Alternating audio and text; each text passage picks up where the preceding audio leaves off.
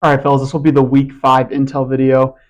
In this video, we're going to take a look at some waiver targets. I do not have any trade for or trade away targets. I don't think there's any great values. It's really going to be your lineup dependent as to whether or not you make a trade from this point on. So getting into the waiver pickups here, the first one I have is Darren Waller. Darren Waller has played 2 weeks for the Dolphins so far, and he's looked really great in them. And then, especially the Tyreek Hill injury, there's going to be more targets out there, and we saw what Johnny Smith did last year with Tua.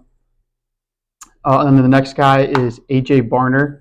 I wasn't really familiar with A.J. Barner until this week, actually, but he's put up some pretty solid numbers so far.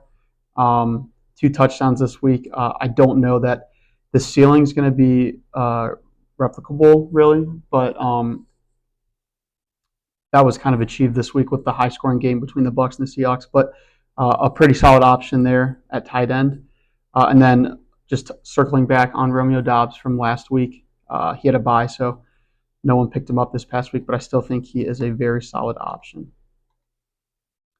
Then these are just some high-end handcuffs that I think if you have an additional roster spot available, I think these could end up being some big pieces if some situations change in the NFL. So the first one I'm going to look at here is Kendre Miller. Kendre Miller, RB2 in New Orleans right now. There's been quite a few running back injuries, so Alvin Kamara could be a piece that would make sense for the Saints to move at the deadline. And similar type beat for Isaiah Davis with Breece Hall. Both of those teams are pretty much out of it already and have running backs that could be moved for a solid return. The next guy here is Hassan Haskins. If Amari Hampton misses time with that ankle injury, Hassan Haskins could be in for a pretty solid workload. And then down here at the bottom, we have Tyler Algier and Bashal Tutin. These are both guys that I just think could be running back ones on other teams, but they have some pretty solid running backs in front of them.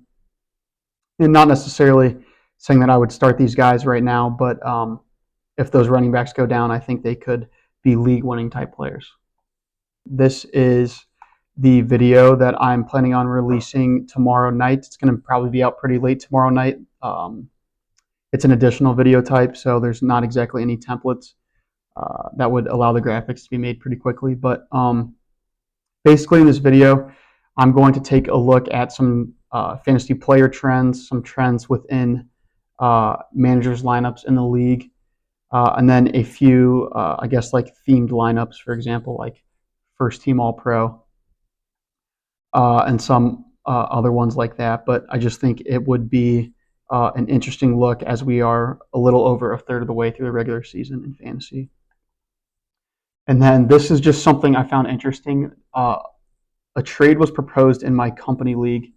It was like NBA style. So it was a 4-player trade, and one of the players in the trade was Amari Hampton.